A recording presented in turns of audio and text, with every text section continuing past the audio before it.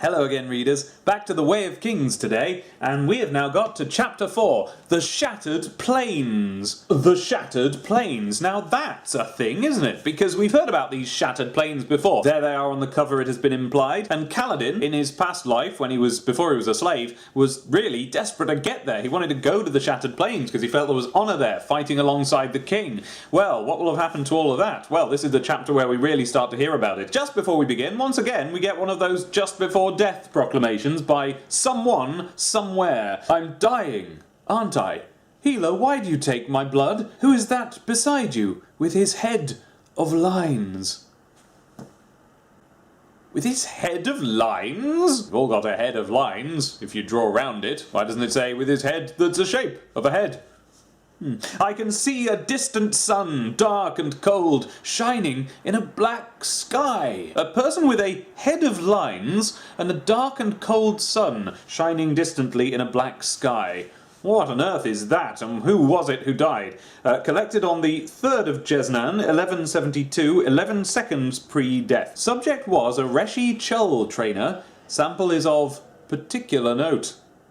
That's why I gave it particular attention there. Brandon has pointed it out to us that this is a particularly important one. What are you on about, Brandon? We shall find out. So the wagon trundles ever on, with Kaladin and the other slaves shut up in the back of it. Where are they going? Nobody knows, but the journey seems to be taking some kind of a turn because they haven't been fed today, and they seem to be being sort of washed more than usual. Now, in this case, being washed just means leaving the windows open on the cart so that the storm gets in. And by the way, here we see a storm. Is this our first high storm? And we get to find out about sort of more or less what they're like. We've heard enough about high storms now to know that they are happening everywhere, all over the place, and they're a real concern for people. They start strong, roving across the countryside with a big wall of rain and wind called the storm wall, after which things sort of calm down a little bit until you're just down to the drizzle at the far end. So imagine a big sheet of storm pushing across the countryside and just sort of trailing off behind itself with a kind of a cape. Kind of a stormy cape, a rain cape.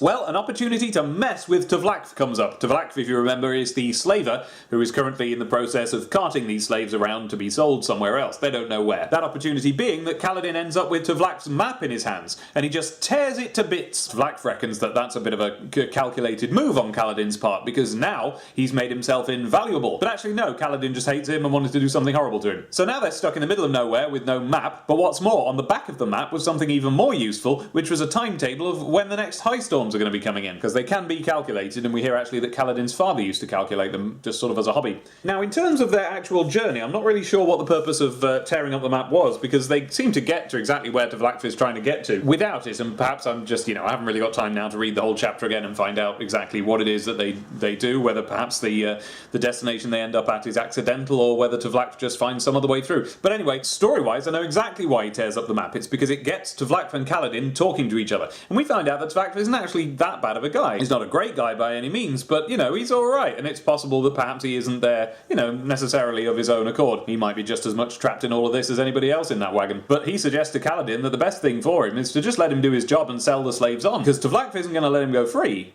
But the next guy might, and we find out that the part of Kaladin that wants revenge is not focused on Tvlakv at all. It is focused 100% on Bright Lord Amaram. Remember Bright Lord Amaram, the guy that Kaladin was actually fighting for back when he was a soldier, when he was fighting? And the next thing we saw of Kaladin was he was a slave being dragged along in a wagon. So we wondered to ourselves, what happened at the end of that battle? Did they lose, and did the other High Prince, sell them all on? And then I said, but that's not what really happens in this culture. Well, here we find out, and I don't have to say this again, do I? It's spoilers now, okay? And these aren't spoilers where you can excitedly listen to the spoilers. They won't make sense if you haven't read the book. So away with you and get a copy of the book. Okay, we find out that Bright Lord Amaram is the one who sold Kaladin into slavery in the first place. What? So Kaladin was his dedicated soldier, and it sounds like his best soldier, and they, I guess, probably won the battle because Amaram's fine and Kaladin's alive. Then Amaram just sold him into slavery anyway, as a, ranking, important member of his winning,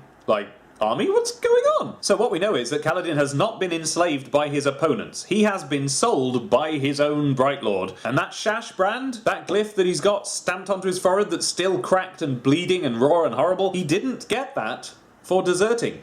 He didn't desert anyone, it turns out. But that's the story. That's the story attached to him as a slave that Tvlakv has to pass on for, everyone's sake. Tvlak knows what he really did, and it's clear from what they say to each other that what he really did is something worse. It's something really bad, and if anyone ever found out about it, it would make Kaladin worthless. And you get the sense that that means both as a slave and as a, human being.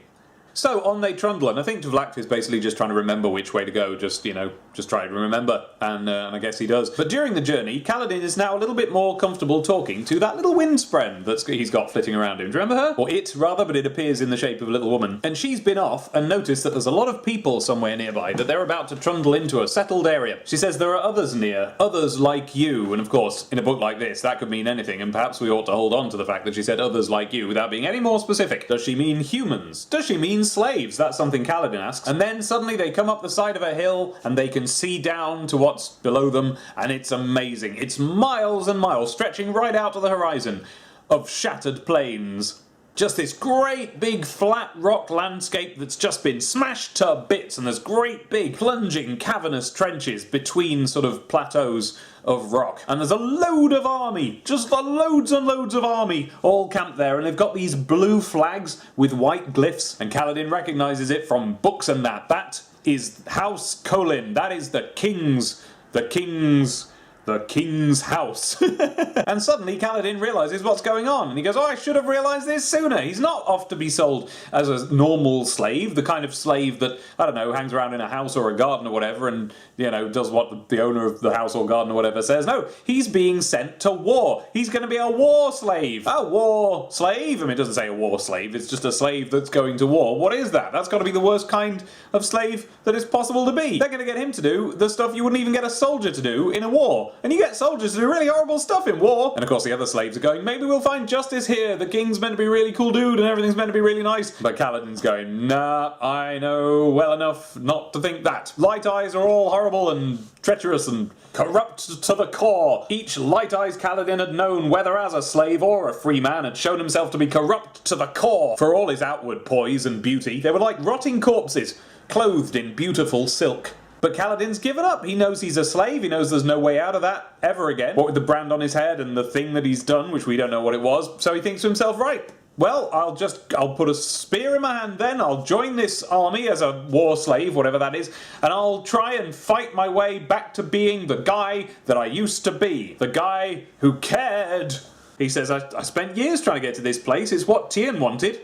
In the end, at least. There's that Tien again. Do you remember that name? Well, now that the story is just sort of rolling along and we're not so much in the introductory phase anymore, I'm finding myself not having quite as strong reactions to each individual chapter as I previously had. My reaction to this chapter was pretty much the same as my reaction to the previous Kaladin chapter. In fact, I thought it was quite similar to the previous Kaladin chapter, and I'm glad that we've ended up at the Shattered Plains now, so that something's going to change and it'll be different, because you can only be on one wagon ride for so many chapters before you start getting bored. But I do appreciate the fact that even though the story is slowed down, it doesn't feel like an info dump, and yet, if I look through my notes that I made on this chapter about things that I've learned about the world from it, it's actually loads of stuff. We really are being given a lot of information. Almost secretly, it's being delivered to us covertly underneath this gradual rolling journey. And it's not the information that's slowing down the journey, it's a slow journey in which not much happens, but you come out knowing loads of stuff about the characters and the setting. And I was really surprised as I went back over the chapter to sort of write down my notes and find out what world building stuff is in here, that, to see quite how much there was for me to write down. Brandon's really slipping a load of information in under the radar here, and so that's a clever thing to be able to pull off. I mean, look at it all. These are my notes on this chapter. And here they are. We'll start with Spren. I always put a little Spren category at the top of my chapter notes for this book, because it keeps introducing new kinds of Spren, and I like to note them down. In this case, life Spren are introduced. Like glowing green motes of dust or fireflies, they rise up around the plant life after a high storm. And also we learn about the high storms that after they pass, the world comes alive, because suddenly, it's been watered, it's been storm lighted. I don't know if that's important to the local greenery, but things start to sprout up again. We find out that the flag of House Kaladin is two glyphs, Coke and Linil, which makes you wonder if perhaps the name Kaladin comes from Ko-Lin, Coke and Linil. But they draw them in a way that makes them resemble a sword standing in front of a crown. And of course, I don't think we have an illustration of that. Maybe that's in the original hardback edition. So I don't quite know what it means by them being stylized in that way, but it's not something that you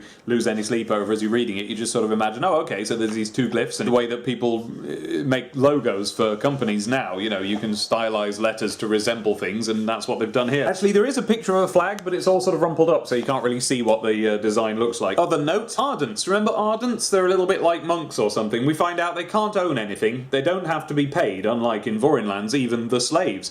Now that's a thing, yes. We heard earlier, didn't we, that in the Vorin places they have strict laws about slavery, and one of them seems to be that you do pay your slaves. So I imagine what makes them slaves is that they still have to do the work. There's no actual choice, but at least they get something back. They get paid half of what a non-slave would be paid, which is often less than a full citizen would make for the same work. Well, hang on then, what's the difference between a full citizen and a non-slave? And it says the only people who don't have to be paid at all under Alethi law is Ardents, who can't own anything anyway. Well, them and Parshmen, but Parshmen are more animal than anything else, so Kaladin's got that same prejudice. Or it's actually completely true, and Parshmen are in fact basically a sort of lumbering animal. We'll find out more as the story goes on. It's a fantasy world, there's no reason that there couldn't be an animal that is, you know, a full-on lumbering animal but happens to be the shape of a human, but, you know, something tells me there's more to it than that. Kaladin is now confirmed to be 19, and we find out something about his emotional state. Basically, he has shut it out completely. All the other slaves cry during the night, and Kaladin doesn't, and when the little windspren asks him why that is, he says, well, what would it change? So he's basically blocked off his emotional response to anything. That is until someone, in this case Tvlak, mentions Bright Lord Amram's name, and then suddenly he flies off the handle. He's going to rip this guy in half if he ever sees him again. He is livid! We hear about Lavis, don't know what that is, but if you were cultivating land, you could spread some Lavis seeds on it and get some Lavis, so it's probably a sort of a vegetable or something. We hear about Leggers, which are a bit like a millipede, and out on the Shattered Plains they're known to have deep purple carapaces. Middlefest. When Kaladin tears the map up, he throws the pieces at his enemies and says, Happy Middlefest, ya